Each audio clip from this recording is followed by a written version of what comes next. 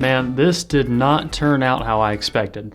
I really like headphones. I really like headphones. I have built a collection of headphones that's probably worth more than my car. But here I am today with these. A lot of people in the audiophile community frown on things like the AirPods Pro because they're wireless, they're consumer. So you'd think, oh, well, that's not for the audiophile, that's for the average person, right? Well, yeah, and also no. Now, I'm gonna do another video talking about Apple Music's lossless, but today we're talking about Atmos and spatial audio. So if you don't know, Apple Music, which is one of the biggest streaming services out there, is now offering lossless music, Dolby Atmos, and their headphones, of course, have spatial audio. So AirPods Pro and AirPods Max. You can enable in software. It makes them work with Dolby Atmos music. It makes them work with 5.1, 7.1, and Dolby Atmos for videos, movies, everything else. I didn't like it as much for movies. You probably saw in my AirPods Max review. It was obvious that it was working. However, it just isn't that good. But for music, we're looking at something different here. Sometimes. It's really hit or miss. I wish there was a headphone that had the tech features of these, the convenience of these, and the exact same tuning of them. And an over-ear pair of headphones. If the AirPods Max was that, I would clear everything off the table and be like, all right, this is it, I'm done, I'm good. But they messed it up. Now, there's other good news though. You don't have to use a pair of AirPods Pro or Max to be able to use Dolby Atmos with Apple Music, which means you can take advantage of that sort of 5.1, 7.1 sound in any pair of headphones you want. Now, essentially what's happening is they're using a set of HRTF filters. That stands for Headroom Transfer Function filters.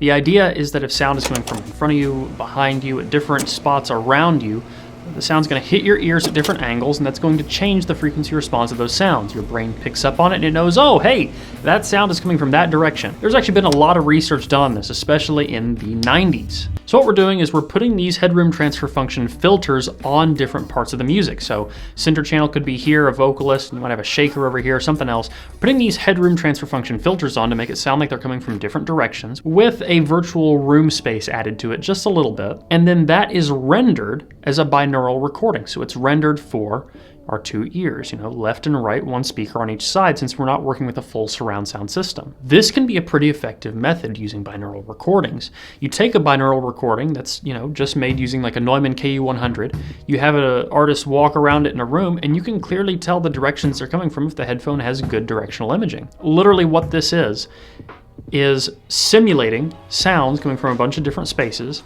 And then it's almost as if you took that and re-recorded it through a binaural microphone, and then you're listening to a binaural recording. There's upsides and downsides. The upsides I feel like are obvious. You get massive amounts of space in your music. You can get perfect, crystal clear center imaging. You can get things exactly where you want them. Even if your headphone doesn't have crazy good imaging, this can actually boost it up a lot. It's really surprising. And if your headphone does have good imaging, this takes it like 10 steps higher. I would say that the AirPods Pros with Atmos sound like a small set of open back headphones. A regular sized open back headphone with Atmos sounds like speakers in a room, but not with every track. Some tracks are just not mixed that well.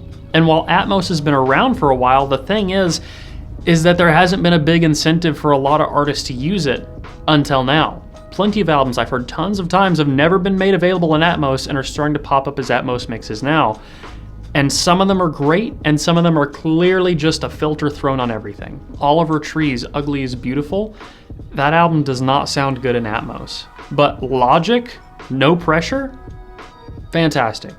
It's just like pristine mix in Atmos. It really goes back and forth. There's a lot of arguments being made about whether or not this is the future of audio. And on that note, if it is or is not high fidelity.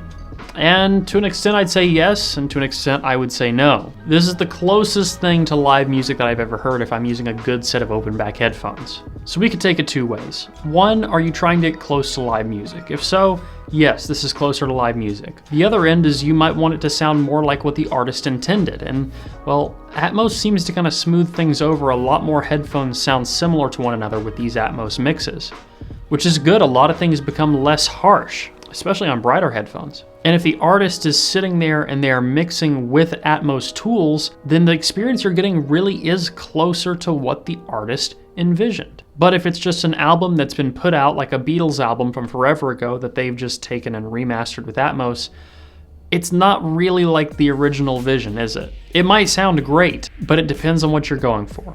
Are you going for good sound or for the artist's vision, and then did the artist work with the necessary tools to mix this album in Atmos? It's a lot of big questions, but I will give you what I think. I think that this is going to be the future. I genuinely do think that. I think that artists are going to start using these tools more. I think this is going to become much more standardized. Logic Pro is releasing a lot of tools for spatial audio. In fact, they already have tools in there to mix in 5.1, 7.1, and so on. I think in a few years, this is something that a lot of us are going to become used to. And honestly, I think it's a good thing. Like I said, not every mix is good. Not every single one is a winner. But the ones where they clearly took time and used the actual Atmos tools to mix their albums, they go above and beyond what I've ever experienced with a lot of mixes. So hey, you know what? Maybe I'm crazy, maybe I'm not. But I'm excited. I think this is going to be very cool for the future of audio. And believe it or not, I changed my mind on this. I used to hate the entire idea of Atmos. And now that it's being implemented and I'm hearing it done well in some spots, it's pretty cool. Anyway, short video. I got some more that I got to film written down here, so I'm going to get to that, guys. If you like this video, please leave a like down below, a comment letting me know what you want to see in the future. If you want to get active in the community, you can at forum.hifiguides.com. As always, don't forget to stick around, subscribe for more videos like this. Until the next one, guys. Peace.